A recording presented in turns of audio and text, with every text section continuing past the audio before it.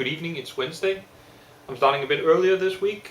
The video last week was a bit of a mess. I got started too late on it, and in general I was a bit stressed out, so it didn't really turn out to include all the things that I really wanted to talk about, so I might go back and recap.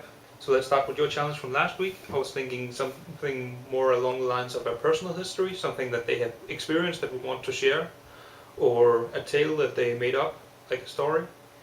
Not necessarily something factual or educational, and preferably something that you're not part of personally, just to make it a little bit harder. I started my challenge getting some plants growing, and there will be some pictures somewhere.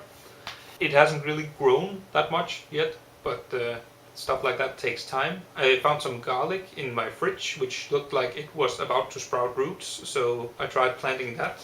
Then I bought some karse, I don't know what that's called in English, and some cat grass. I couldn't find another word for it, so I'm just going to assume it translates directly.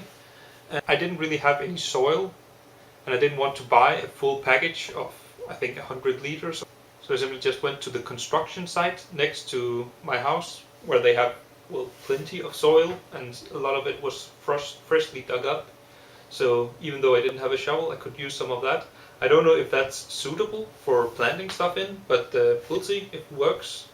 I haven't really seen anything grow yet in the second box, but maybe, I don't know, because I didn't really go too much depth into what happened the previous weekend. I'd like to return a bit to that. It felt like most of Saturday was spent playing paintball, even though it probably wasn't.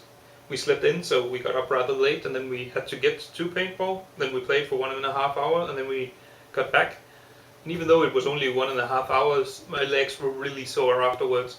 You basically had to duck to keep your head down most of the time, and I'm not used to moving that much. So running around and ducking all the time really took its toll on me, and my legs, I think they hurt until Friday. And it actually took 3 rounds before I even got hit, which I'm kind of proud of.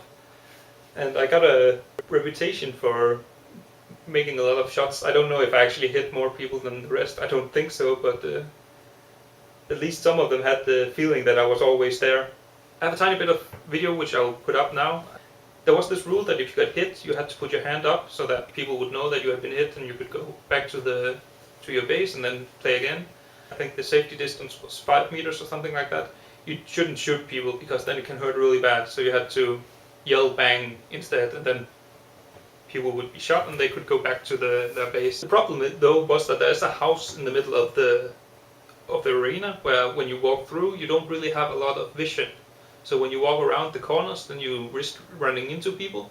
And I tried in the second or third round to go through that, to get behind the other team. The problem was that they sat right around the corner, so when I poked my head out, they saw my gun before I got out, and then they yelled bang, and I got shocked by that. It wasn't really that bad for me. The problem was that I pulled the trigger and kind of shot one of my friends directly in the face from like 20 centimeters away. So, sorry about that, Lau. To make matters worse, then even though you wore a mask, then I actually hit him on top of the head, where he didn't have anything but a piece of cloth.